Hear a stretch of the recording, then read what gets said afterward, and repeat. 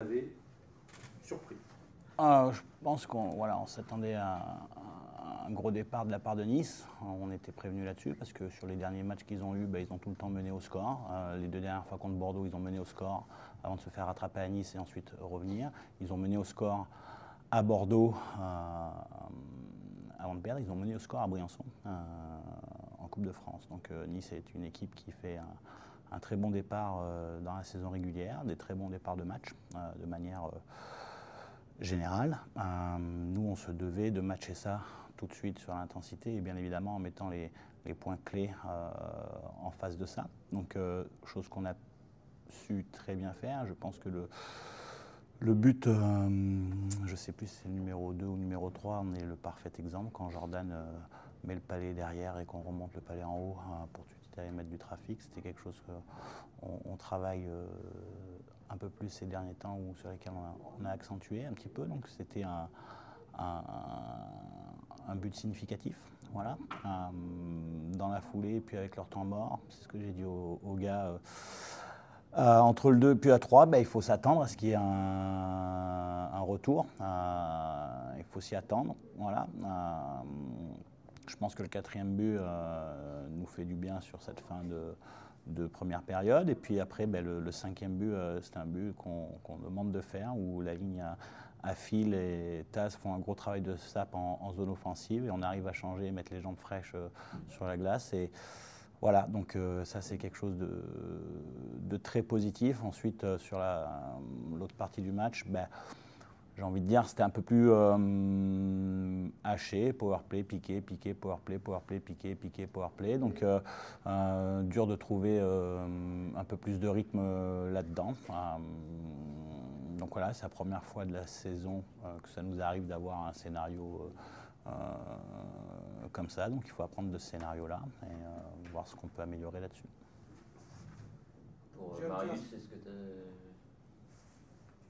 Vas-y. trop tôt encore ou... Un petit peu, oui. Et sur ce que tu as vu, t'as demandé une explication Oui, un peu, oui. Ce qui prend un cross-check pas de la manière de pousser de manière horizontale, mais plus verticale. Donc, et ça peut être moyen. John, tu insistes beaucoup dans ton discours, on le sait, sur la capacité de réaction de ton équipe. On peut faire un mauvais geste, il faut derrière réagir. On peut faire un mauvais match, il faut aussi derrière réagir. Tu avais mis ça aussi en maître mot après Gap. Bon, il y a eu la Coupe de France entre-temps, mais on a senti comme une équipe, comme disait Théo, qui a besoin un peu de se racheter aussi. Ça aussi, c'est sa capacité de réaction. Tu l'analyses comme ça ou... Écoute, oui, on peut l'analyser comme ça après coup. Et forcément, les victoires donnent du crédit à ces paroles-là. Mais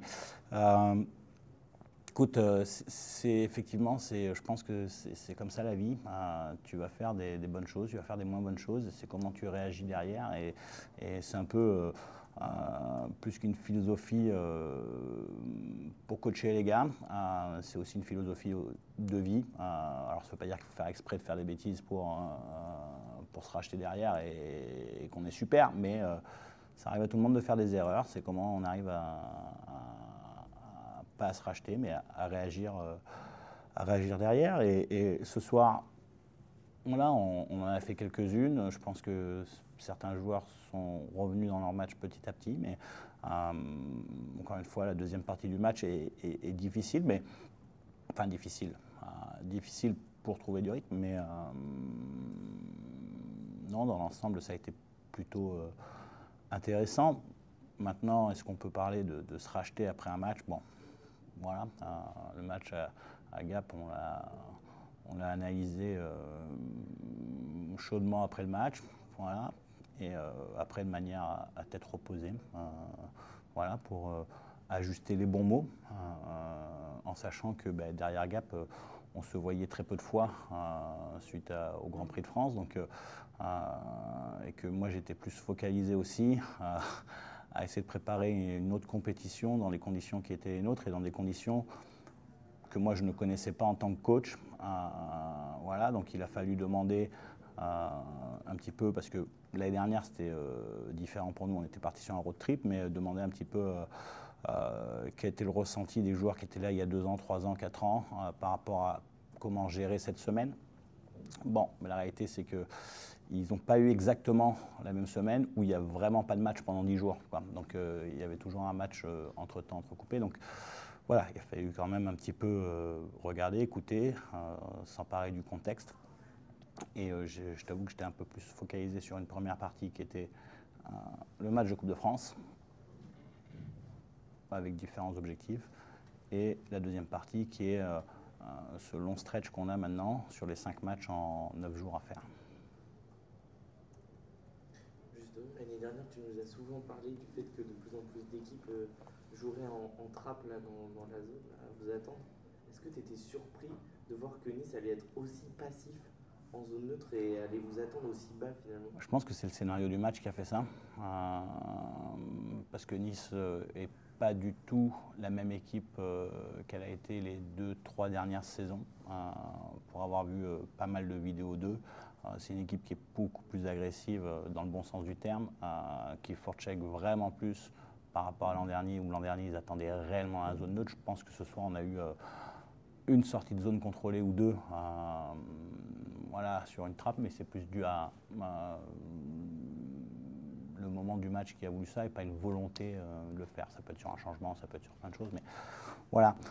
Voilà, c'était à nous d'être vigilants sur justement 2-3 phases de jeu. Donc c'est ce qu'on a rappelé aussi sur le temps mort pris par Nice.